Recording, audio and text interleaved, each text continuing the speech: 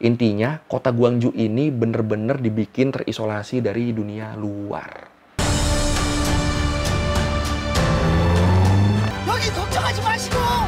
Ngelawan warga sipil udah kayak ngelawan apa ya?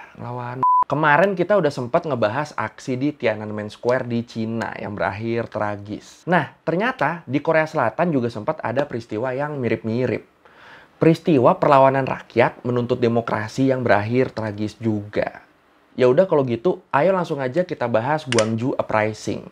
Gerakan demokratisasi Gwangju. Peristiwa kelam yang jadi pemicu demokratisasi di Korea Selatan. Di Learning by Googling.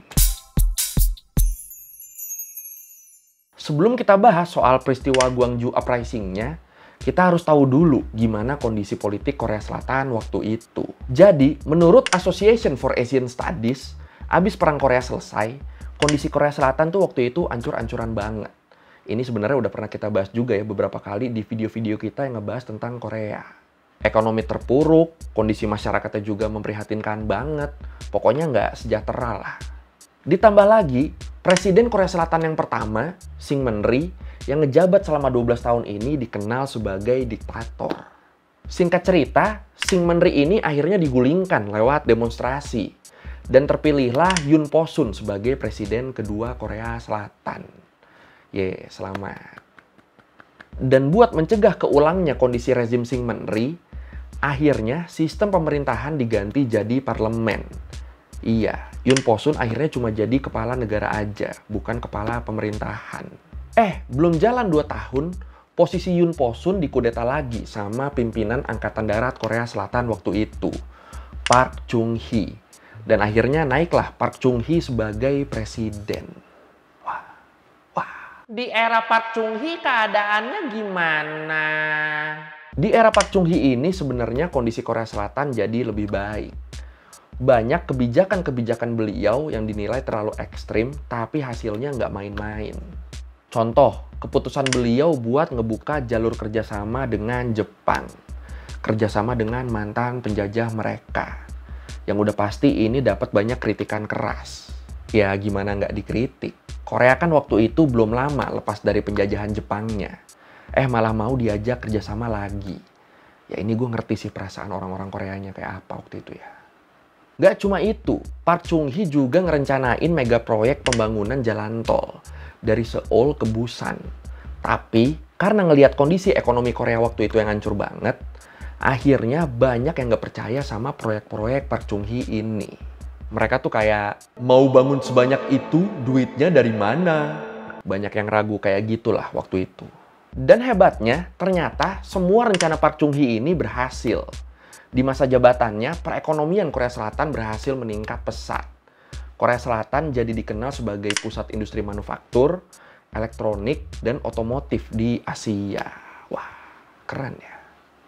Dari sini harusnya aman dong, nggak ada masalah lagi dong. Harusnya. Tapi sayangnya, meskipun terbilang sukses ngebangun Korea Selatan, Park Chung-hee ini juga dikenal sebagai politikus yang otoriter. Dia bahkan nggak segan buat nyulik dan ngabisin lawan politiknya. Peraturan-peraturannya juga sama dia diganti. Biar presiden ini nggak punya batas waktu dalam berkuasa. Masa jabatan ditambah, pers diawasi ketat, sampai ngirim pasukan militer ke kampus-kampus. Biar mahasiswa pergerakannya ini diawasin juga. Ini kok kayak nggak asing ya. Tapi kalau lu gimana? Kalau pilihannya antara dipimpin pemimpin baik tapi terpuruk, sama dipimpin diktator menyeramkan tapi ekonomi jalan, lu pilih yang mana? Silakan komen. Winner by a surprisingly narrow margin is General Chun-hee Park, who headed the junta. Despite charges of fraud, this is a remarkably clean election.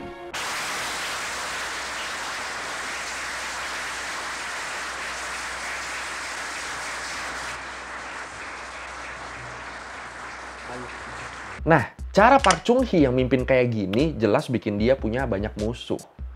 Dan musuhnya ini nggak cuma dari dalam Korea Selatan, tapi juga dari pihak-pihak luar. Ini bisa kita lihat di peristiwa Blue House Raid, misi pembunuhan Park Chung-hee oleh agen Korea Utara. Ini kalau kita bahas lebih detail, ini bisa jadi satu video sendiri nih. Gimana? Hajar? Tapi bisa dibilang di sini pihak korup nih gagal. Karena ternyata yang berhasil ngebunuh Park Chung-hee ini malah bawahannya sendiri, Kim Jae-gyu, di tanggal 26 Oktober 1979. Kim Jae-gyu dia ini kepala Badan Intelijen Korea Selatan waktu itu. Dia dikenal sebagai orang dekatnya Park Chung-hee, sahabatnya Park Chung-hee. Tapi ternyata malah dia yang ngebunuh. Ini kalau kata orang dulu nih, tak dinyana, tak disangka. Nah, peristiwa pembunuhan ini terjadi di kediaman presiden. Dan sebelum nembak Park Chung-hee, Kim Jae-gyu ini juga nembak mati Cha Ji-chul, kepala Pas Pampres. Akhirnya, gara-gara peristiwa penembakan ini, posisi presiden jelas jadi kosong. Dan ternyata, kekosongan posisi presiden ini dimanfaatin sama pihak militer lagi, buat nguasain pemerintahan lagi. Iya, kudeta militer lagi. Kali ini Chun Doo-hwan yang ngambil alih kursi presiden Korea Selatan di tahun 1980. Ada yang udah lahir mungkin?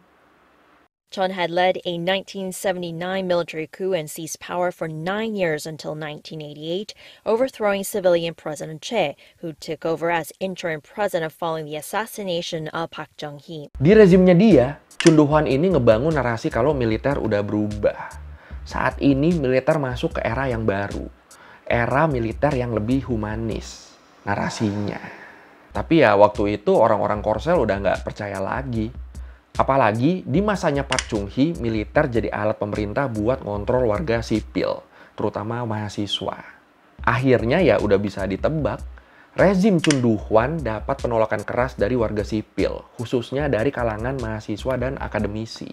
Di bulan Maretnya, waktu kampus-kampus udah mulai masuk lagi abis libur panjang, para mahasiswa dan akademisi pro-demokrasi mulai melancarkan aksi. Gila gak tuh?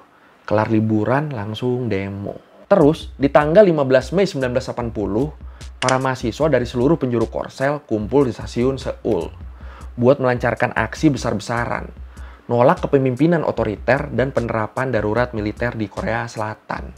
Bukannya didengar, pemerintah malah nurunin lebih banyak pasukan buat mukul mundur para demonstran. Bentrok dong. Belum. Karena nggak mau jatuh korban, para demonstran akhirnya milih buat membubarkan diri. Milih buat nggak ngebarbar. Ini keren ya bisa nahan diri ya. Tapi setelah ngelihat adanya upaya demonstrasi dari mahasiswa, Chun Doo-hwan ini bukannya introspeksi. Dia malah makin ngebatasin kegiatan-kegiatan pro-demokrasi. Lah, darurat militer jadi diterapin di seluruh wilayah Korea Selatan, kampus-kampus ditutup, media dibatesin aksesnya, sampai aktivis-aktivis yang pro-demokrasi juga bakal ditangkap kalau ketahuan bikin pergerakan terselubung. Ini di sini lu inget gak sama janji Chun Doo-hwan tadi? Era baru militer segala macem lah. Ini kan nggak ada anjir. Apanya yang baru? Ini malah cenderung mengkorutkan diri ya Korsel ya. Janji. Nah, pembatasan Chun Doo-hwan ini nih berhasil ternyata. Demonstrasi dan aksi pro-demokrasi jadi berkurang. Kota-kota di Korea Selatan juga waktu itu jadi kelihatan adem ayem, kayak nggak ada apa-apa. Tapi ini nggak berlaku di satu kota. Kota Gwangju. Nah, ini nih. Oke, kita balik bentar ke demo besar-besaran di stasiun Seoul tadi. Abis dibubarin, ternyata mahasiswa dari Gwangju bersikeras buat tetap ngadain aksi di kota mereka. Mereka tetap melakukan aksi walaupun tahu kalau ancamannya ya kehilangan nyawa mereka. Akhirnya, di tanggal 18 Mei 1980, konflik antara warga Gwangju yang didominasi mahasiswa ngelawan militer pun dimulai. Para mahasiswa yang mau melakukan aksi di pintu gerbang Chonnam National University dihadang sama pasukan Korea Selatan. Dan dari situ aksi makin meluas ke pusat kota. Pihak warga makin banyak yang ikut, pihak militer juga ngerahin lebih banyak pasukan. Aduh. Dan di momen ini, perbatasan kota Gwangju mulai dijaga ketat sama pihak militer. Nggak cuma jalan utama, bahkan jalan-jalan tikusnya juga ditutup. Nggak dibiarin ada celah sedikit pun. Intinya, kota Gwangju ini bener-bener dibikin terisolasi dari dunia luar. 분명히 이제는 강주가 문제가 아니다. 이제 고립시킬 거다. 고립을 시킬 거니까 강주를 빨리 빠져나가서 강주가 고립되지 않게끔 이 상황들을 전체적으로 너네들은 알려야 된다. Nah, tindakan represif militer ini nggak lama akhirnya memakan korban jiwa. Satu warga sipil yang nggak sengaja lewat, nggak sengaja lagi jalan aja gitu, tiba-tiba dipukulin sama aparat sampai tewas. Dan ya udah, dari sini makin marah lah warga. Tanggal 20 Mei 1980, sekitar 10.000 warga Gwangju turun ikut aksi ke jalan. Salah satu target mereka adalah kantor stasiun TV MBC yang dinilai memberitakan berita nggak benar terkait Gwangju. Berita-berita yang seolah warga sipil Gwangju ini adalah penjahatnya. Warga Gwangju yang ngelakuin aksi juga diberitakan sebagai pro-komunis yang harus diperangi. Gila. Ngaco jir. 이렇게 엄청나게 참혹한 사태가 벌어지고 있는데도 언론이나 뭐 이런 것들이 정말 너무 의외의 보도를 하니까 이렇게 해서는 안 되겠다. Oh iya, di hari yang sama, militer juga dikasih kewenangan buat nembakin warga yang mulai rusuh. Lu ngerasa ini tinggal nunggu meledak aja nggak sih? Malamnya, ratusan kendaraan yang kebanyakan taksi yang dinaikin demonstran, mereka menggelar aksi di kantor provinsi. Supir-supir taksi ini terus banyak yang ditarik keluar dan disiksa sama militer. Anjir. Tapi hebatnya nih, bukannya kapok, abis itu malah lebih banyak supir taksi yang datang buat ngebantu para demonstran dan ngebantu rekan-rekan mereka sesama supir taksi. Taksi-taksi ini juga berjasa mindahin para korban dari lokasi kerusuhan ke rumah sakit terdekat. Intinya bener-bener jadi tumpuan utama taksi-taksi ini waktu itu. Ini sebenarnya kalau lu udah pernah nonton film Korea yang judulnya The Taxi Driver, lu pasti bakal lebih relate sama kejadian ini. Ada yang udah nonton mungkin?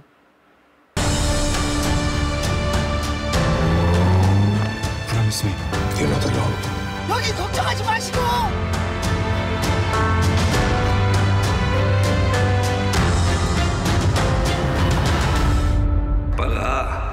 Nggak berhenti di situ, aksi warga ini makin memuncak di tanggal 21-nya. 21 Mei 1980. Tentara-tentara yang terus-terusan nembakin demonstran di depan gedung pemerintah provinsi bikin warga yang marah mulai menjarah gudang senjata dan kantor polisi. Jadi, yang tadinya senjata ini cuma ada di aparat, sekarang jadi ada di kedua belah pihak. Mati gak tuh? Dan ya udah, pecah deh tuh adu tembak antara militer sama warga sipil. Warga yang udah dapetin senapan mesin akhirnya bisa mukul mundur pihak militer. Ini aneh juga militernya ya. Musuhnya kan emang punya senjata, tapi tetap ini warga sipil. Pengetahuan persenjataannya atau skillnya nggak seterampil mereka kan harusnya. Kok bisa dipukul mundur? Ini warga sipilnya yang jago, apa militernya yang lemah? Atau menurut lu ada faktor-faktor lain? Silakan komen. Tapi dari situ pihak militer nggak tinggal diam. Sekitar seminggu setelahnya, di tanggal 27 Mei 1980, jam 4 pagi, 5 pasukan militer yang terdiri dari pasukan tank, kendaraan lapis baja, sampai helikopter dikerahin buat nyerang militan sipil di pusat kota. Dan hasilnya ya udah pasti. Akhirnya Gwangju berhasil didudukin lagi sama militer. Ini anjir bikin emosi sih. Ngelawan warga sipil udah kayak ngelawan apa ya? Ngelawan Godzilla. Semua diturunin. Gila. Korbannya banyak dong. Nah ini dia. Jumlah korban dari rangkaian peristiwa di Gwangju tahun 1980 ini sampai sekarang nggak pasti. Menurut Britannica, baik pemerintah Korsel dan masyarakat Gwangju sama-sama punya data korbannya masing-masing. Pemerintah ngeklaim kalau korbannya nggak sampai 200 orang. Sementara warga Gwangju ngeklaim kalau korban dari warga sipil tuh nyampe 2.000 orang. 10 kalinya versi pemerintah. Pemerintahan Chunduhwan sendiri sebenarnya baru disahin di tanggal 1 September 1980. 4 bulan abis peristiwa di Gwangju. Dan berakhir 7 tahun setelahnya. Di akhir masa jabatannya, Chunduhwan ini dilengserin. Dan setelah kasus di Gwangju makin mencuat dan disorot berbagai pihak, Chunduhwan akhirnya ditangkap dan dijatuhi hukuman mati. Tapi hukuman ini akhirnya nggak pernah terjadi. Setelah doi diberi pengampunan oleh Presiden Korsel setelahnya. Wah, bisa gitu ya. Nah, akhirnya sekarang Setiap tanggal 18 Mei diperingati sebagai simbol perjuangan rakyat untuk memperjuangkan kehidupan demokrasi di Korea Selatan. Bahkan ada satu bangunan di sana, Gedung Jonil, yang sampai sekarang masih dipertahanin bekas tembakan pelurunya, biar jadi saksi bisu peristiwa perlawanan masyarakat Gwangju di tahun 1980. Kota Gwangju-nya sendiri sekarang udah jadi simbol demokrasi di Asia. Dan peristiwa Gwangju ini masuk ke dalam UNESCO Memory of the World. Tapi menurut lu gimana? Chun Doo-hwan ini tetap harusnya dihukum mati atau lu setuju dia dapat pengampunan? Silakan komen.